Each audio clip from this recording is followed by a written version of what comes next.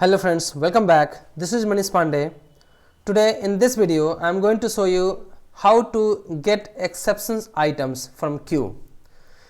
Here in the queue you can see we have around 11 items which is marked as a exception. Here you can see the flag, this is exception. If you want to get all the exceptions data from the queue, you can use get exceptions items. Let me show you.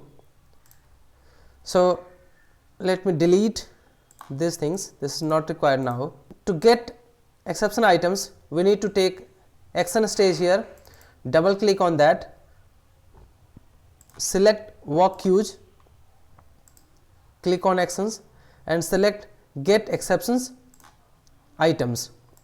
Now here there are few inputs that we need to pass.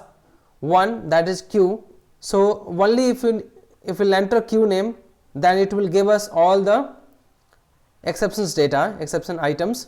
If we'll enter start date and end date, it will give you the data based on that start and end date. If you'll not enter anything, it will give you all the exception items.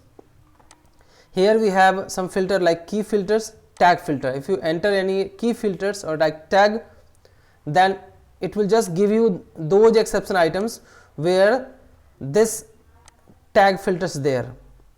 Here we have maximum rows. So how many exceptions you want to extract here, you want to get here, you can define here. If you want to just get 10 exceptions, you can just mention 10. And what will be the resources name, you can enter, and only that item will be fetched, that item will be extracted where the resource name is that one, right. So you can enter these input data and you can get the exception items, and then you can store this in one collection. Now so here I am going to enter queue name. So let me go to the text and take this one. So in this environment, this data item, we have this syntax data solutions queue added. Now go to outputs, click on this, so it will store all the exceptions into this collection. Now click OK.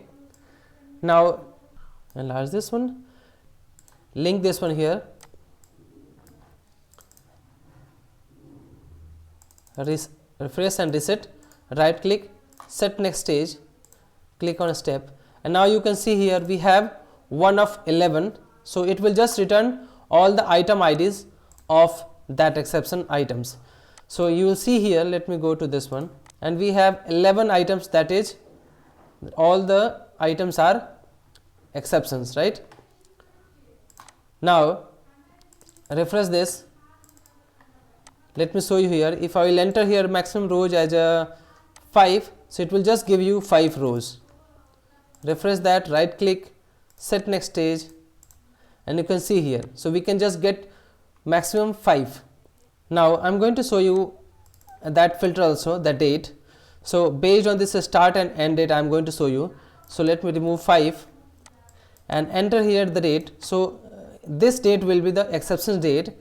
So here you can see we have 11 items. So you can find out the exceptions date. So the exception date is 2/1, January and 5th January. So there are two dates. So if we enter here, if we enter here 2nd January in start and end, so we'll just get only one. So we'll enter here in double quotation 5/01/2022, copy that and paste here and click OK. Right click, set next stage, and there is no records here. So it seems we have entered here 5/1/2022, but here in this one we have the time is different, so might be it's not giving us data due to some time. So what we can do, we can enter like 4 and then we can enter 5 here, and let's see how many records we are getting here. Refresh, reset, right click, set next stage. Still we don't have any records here. So do one thing, put here date 6, click OK, refresh, reset, right click, set next stage. And now here we have 10 records, because here we entered here 4 1 to 6. It means whatever data we have between this date range we are getting. So we have 10 records, and that records are this one. We have this 10 records, and one that is 2nd of January is the exception date, and we are getting this one, right? So I hope this is useful. If so, please like this video and please subscribe this channel. Thank you so much for watching this video.